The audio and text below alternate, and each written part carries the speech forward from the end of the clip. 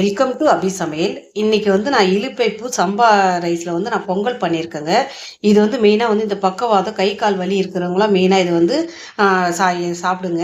அப்புறம் குழந்தைங்களுக்கு பசி எடுக்கலாம் கூட இதை செஞ்சு கொடுங்க, குழந்தைங்க விரும்பி சாப்பிடுவாங்க. வீடியோ பார்க்கறதுக்கு முன்னாடி சப்ஸ்கிரைப் பண்ணிக்கோங்க, பக்கத்தில் இருக்கிற பெல் பட்டனை ப்ரெஸ் பண்ணிக்கோங்க. அப்போ தான் நாங்கள் போடுற வீடியோ உங்களுக்கு கண்டினியூவாக வரும். வாங்க வீடியோக்குள்ளே போகலாம்.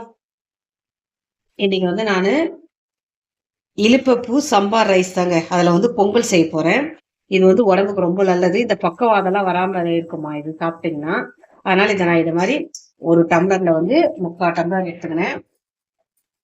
இது பைத்தம்பருப்பு ஒரு இது ஒரு ஃபுல்லா போட்டுக்கலாங்க. இப்போ நம்ம இது ஒரு 2 மணி நேரம் ஊற வச்சுக்கலாம்.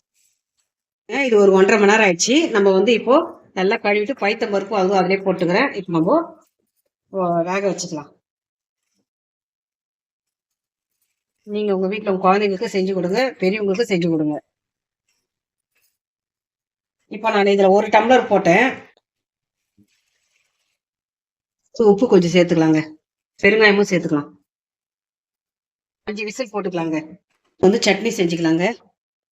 தேங்காய் சட்னி தான். ஃபர்ஸ்ட் தேங்காய் போட்டுக்கலாங்க. பச்சை மிளகாய் ஒரு 4, பூண்டு 1,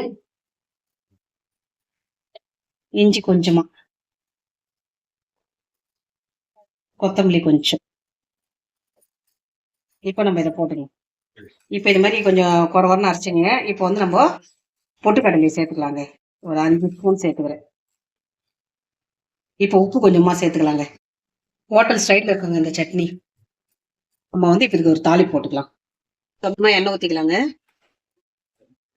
கடுகு போட்டுக்கலாம். பெருங்காயம் கொஞ்சோண்டு.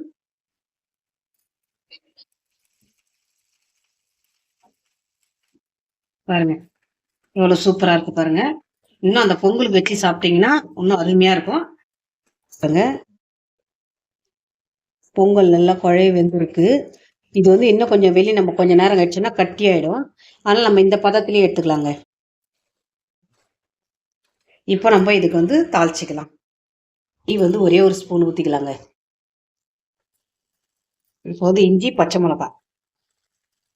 இப்போ மிளகு 1.5 ஸ்பூன் போட்டுக்கலாங்க.